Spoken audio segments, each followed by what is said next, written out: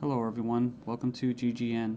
Today is Friday, June 29th, 2012, and I'm Darko. This is my website, ggnonline.com. There's a poll up there, you can check on it and vote how long until a drone kills the first American on American soil. So far, the majority are saying within the next year, followed by the next 2 years. You can follow GGN with your email address, also on YouTube, ddarko2012 and ddarko2013.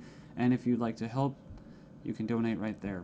So, and there's also a little news archive there. So, I'm ready to go here, and we're going to cover the economy. And the biggest news, of course, is Obamacare approved.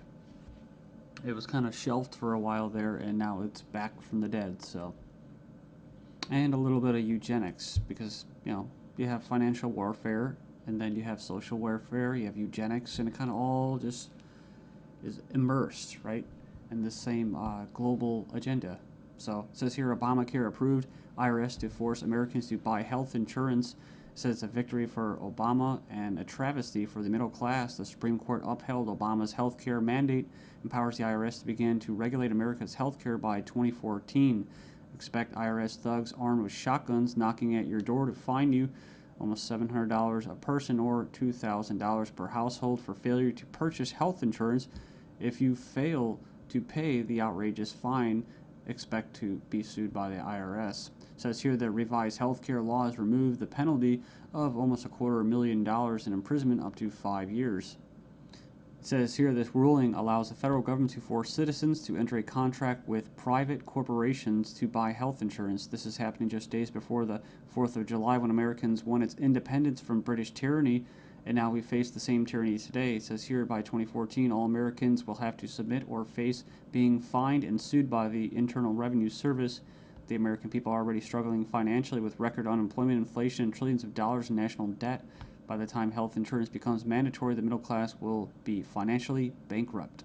This is the reason why the military and police are preparing for martial law in the U.S. streets, says because people will revolt against the system that has basically turned people into financial slaves.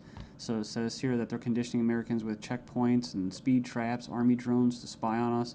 We're going to cover all this, rolling out the tanks and putting military goons on residential streets to prepare us for what is to come in the future. It says here the Bilderberg Group discussed in Spain about wanting to level America into a third world impoverished nation where we're all poor under world government dictatorship. It says here soon the Americans' standard of living will drop significantly, and it won't just be the standard of living, it will be their age of death, right? Their basically the average lifespan. It says here services will be cut. We're going to get into that too, death pathway and stuff like that.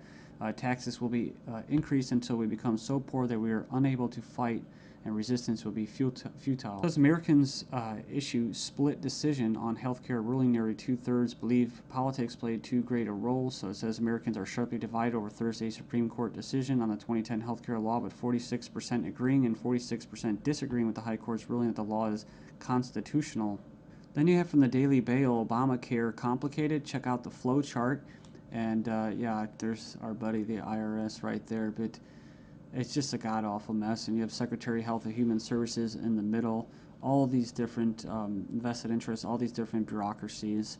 And the biggest invested interest that helped write the bill was the insurance companies. And they're the ones that are going to basically, how could you say, not profit. Well, they will profit, but they're going to get the best advantage from this, right?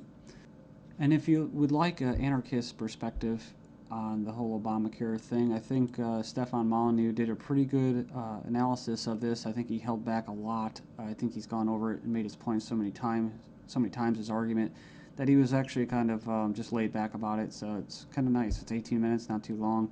The truth about Obamacare, yes, it's even worse than you think. And right here in the description, he puts in there the 6 facts that he presents in his argument. So fact 1, there is no law in the U.S. anymore. Basically what he's saying is that if they could just do anything, then there's no law, right?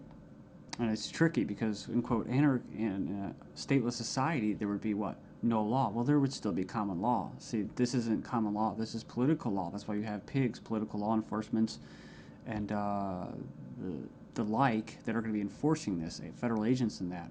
So in other words, what he's saying is that you might as well just have no government, because right here you have a dictatorship with, quote, laws, right? They have laws that basically write in a dictatorship. So we have here Obamacare is an admission that all previous government health care programs have failed. So, and this is true. I remember the recording, about Nixon and stuff like that, getting people on Medicaid. It doesn't really matter whether it's good or not. And in fact, costs have already doubled from initial estimates, and that's usually how it works. As soon as this gets closer to fruition, oh yeah, some hidden costs. Sorry, guys. Fact 4, 70% plus of healthcare issues result from individual choice. So the thing about it, he's talking about smoking, drinking, eating basically a lot of bad food and stuff like that. You can actually help. But a lot of these people that are going to, quote, benefit from this are not going to be doing anything to help their own health, right? So it says here the inability to discriminate on pre-existing conditions is an essential driver of healthcare cost. So I think what he's saying there is it's not very free market. It says here that the fines for non-compliance are destined to rise enormously. We have 15 reasons why the Obamacare decision is a mind-blowing disaster for America. It was actually, it says here it was voted 5-4 decision to uphold the vote. And it says here, the bill, it says here the swing vote was Chief Justice John Roberts, who was appointed by George Bush, W. Bush. And not that you'd have any confidence in the judicial system as it stands, just based off past history and their track record. It says here, after the vote today, it is hard to have any faith in the U.S. Supreme Court. I guess they're saying because he was quote conservative. According to the Supreme Court, the federal government has the power to force you to buy private goods and services. And it goes on and says here that it's another step away from individual liberty, another step towards a nanny state. I hate that word. But it says here IRS is now going to be given the task of hunting down and penalizing Americans. And it says here, in fact, the Obama administration has given the IRS $500 million extra dollars outside the normal appropriation process to help them enforce the provisions of Obamacare they're in charge of overseeing. It imposes more than 20 new taxes on the American people. And you can click the link there. If you click the title of this article, you can find it and check it out. So it says here, number 5, an attempt to control costs and promote efficiency. Obamacare limits the treatment options that doctors and patients can consider. In other words, the death pathway, right? The British system, this is likely to result in a decrease in life expectancy. That's what I was talking about in the United States in the beginning of this video. So yeah, it's going to send health insurance premiums soaring, especially for younger Americans. And, it's going to crush small businesses, as they say. And number 9, Obamacare is going to make the emerging doctor shortage in America a lot worse. So hundreds of thousands of doctors are leaving the medical profession because of this. It says here it's already forced the cancellation of dozens of doctor-owned hospitals. And it says here that the following is one example from the Alliance Defense Fund. It's an insidious little provision. It says here, did you know that this bill, you'll have to pay for life-saving drugs, but life drugs are free. So 100% free. If this plan were really about health care, it would be the other way around. So yeah, it's like robbing from the future to pay for the living. So and it just turns into a god-awful mess. It's not even just politics. It's generational. 13 reasons why the revolution might start with Obamacare. Go in there and check that out. I'll just name a few, and you can hopefully go in there and check it out. It says here that's a direct tax, which is unconstitutional under Article 1, Section 9. And you can go in there and read that. It says here it violates states' rights since federal government does not have the constitutional authority to take over health care as stated in the 10th Amendment outlined in the Bill of Rights. This mandate is involuntary servitude or slavery to big banks and insurance industries, neither slavery nor involuntary servitude except as punishment for a crime whereof the party shall be duly convicted.